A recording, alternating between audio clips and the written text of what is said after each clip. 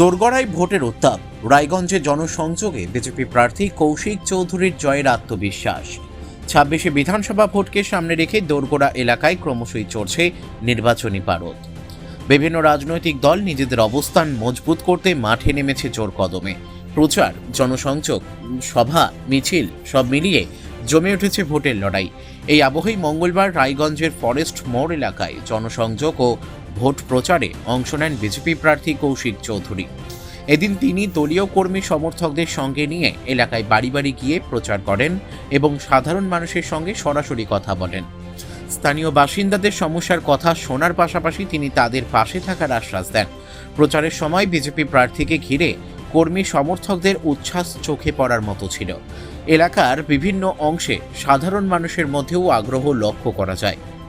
কৌশিক চৌধুরী দাবি করেন, মানুষের কাছ থেকে তিনি ইতিবাচক সাড়া পাচ্ছেন, যা তাকে আরও আত্মবিশ্বাসী করে তুলছে।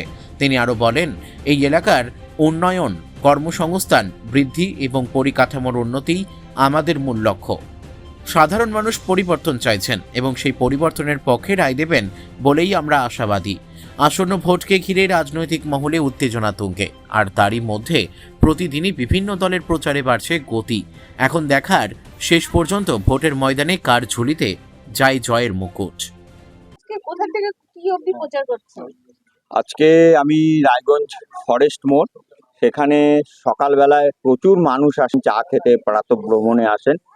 তো তাদের সাথে আমি কথা বলেছি।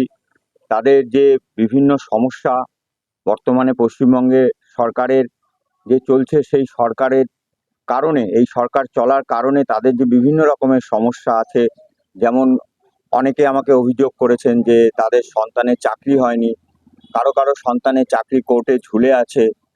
এইরকম নানা সমস্যা নিয়ে কথা হয়েছে তাদের সাথে।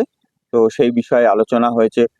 তাদের অনেকেই আমাকে বলেছেন যে ১,৫০০ টাকা লক্ষ্মী ভাণ্ডার, সেটা আমাদের জন্য আর ঠিক নয় আর কি, মানে তাতে দিয়ে চলে না। তো আমরা বলেছি যে ভারতীয় জনতা পার্টি ক্ষমতায় এলে আর আমরা মহিলাদের জন্য ৩,০০০ টাকা মাসিক ভাতা করব, সেটা এইসব বিষয়ে কথা হয়েছে তাদের সাথে। আর একটা বিষয় খুব সুন্দর কথা হয়েছে, অনেকেই আমাকে জানতে চাইছেন যে রায়গঞ্জের জন্য আমি কি কি উন্নয়নের কথা ভেবেছি। তো আমি যেহেতু রায়গঞ্জ কুলিক ফরেস্টের পাশে মণিপাড়াতে এখন আছি, তো আমি আপনাদের মাধ্যমে জানাতে চাই যে রায়গঞ্জের কুলিককে কেন্দ্র করে, কুলিক ফরেস্টকে কেন্দ্র করে খুব সুন্দর ট্যুরিজম তৈরি হতে পারে, যেখানে এই এলাকার স্থানীয় যুবকরা প্রচুর পরিমাণে কাজ পেতে পারে। তো এই বিষয়েও আমাদের উদ্যোগ থাকবে এবং আমাদের সরকার এলে ট্যুরিজমের একটা ব্যাপক উন্নতি হবে, এই কথাও আমি সাধারণ মানুষের সাথে কথা বলেছি। প্রচারে কেমন সাড়া পাচ্ছেন? প্রচারে খুব ভালো সাড়া, আপনারা দেখতেই পাচ্ছেন। গ্রামের মানুষ যেখানেই যাচ্ছি কত ভিড় করে আসছে, দুহাত তুলে বয়স্ক মানুষরা আমাকে আশীর্বাদ করছেন। একজন মানুষ আমার কাছে হাত ধরে জড়িয়ে কাঁদছে, সেটা আপনারা দেখেছেন ভিডিও, যে কিভাবে তিনি বলছেন যে এই সরকারের দ্বারা তিনি কতটা অত্যাচারিত হয়েছে। বিভিন্ন সময় একটা ৭০-৭২ বছর বয়সের মানুষকে বিভিন্ন বিষয়ে কেস দিয়ে দেওয়া হয়েছে, পুলিশি হেনস্থা হয়েছে। তো তারা দৌড়ে দৌড়ে আসছেন এবং তাদের অভাব অভিযোগের কথা বলছেন, তারা কি চরম দুর্দশার মধ্যে আছেন সেগুলোও বলেছেন। আর স্থানীয় এখানে একটা ইকো পার্ক আছে, তো ওনাদের একটা অফিসের সমস্যা আছে, যে অফিসটা এখন প্রায় ভেঙে পড়ার মতো অবস্থা। তো বর্তমানে তারা কোনো সহযোগিতা তেমন পাচ্ছেন না। তো সেই বিষয়ে স্থানীয় মানুষ আমাকে বলেছেন।